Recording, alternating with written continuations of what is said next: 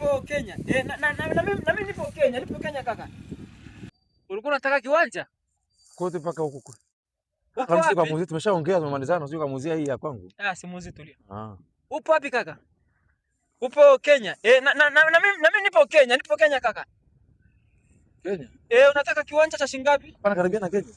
Au unamdanganya? Unataka mpakani na Kenya alafu ulikuwa upo Tanzania? Ndio, nipo Tanzania kaka. Nipo Tanzania hapa. Mbona umesikia Tanzania ukarudi huko kaka? Au kaka subiri nimalize ni biashara. Sikute hapa ni Kenya unamdanganya ndugu yangu. Hapana. Kaka umesema upo Tarakea maeneo gani? Angalia sasa kumaliza ise. Hapo Tours. Njoo karibu huku Kenya. Alikitaka yuko custom.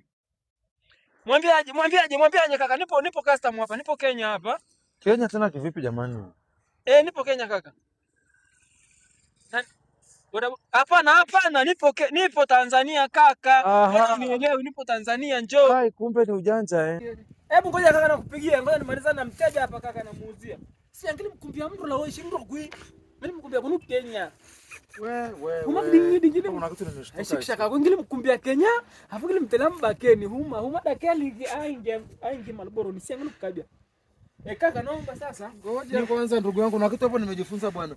Wakati unaongea na jamaa wako habari ya maeneo, mbona ulitoka hapo kamwambia niko Kenya? Kaka huyu anaharibu biashara. Huyu kamwambia niko wapi Tanzania? Mbona sijaelewa hapo? Huyu kaka anaharibu biashara. Sio kwamba ninamaanisha Kenya. Hapa kuna dili tulikuwa tunalifanya. Nikaona kama atanisumbua, nikaamua kumdanganya. Huku ni kwa Kevi na huku ni kwangu. Tazama Zanzibar. Unapopendeza. Hapa unaona kama kitu chake hapa maana ni Tanzania. Unataka kuniingiza boksi. Alafu hapa ni Kenya. Umenisumbua sana. Naomba hiyo hela. Naomba hiyo pesa. Naomba tena ya kula wapi? Hela ya kunywa tu. Kiwanja lazima ukikari kuingi. Uli dua pesa kiwanja. Ngekari kwa ngua. Pesa ngedua.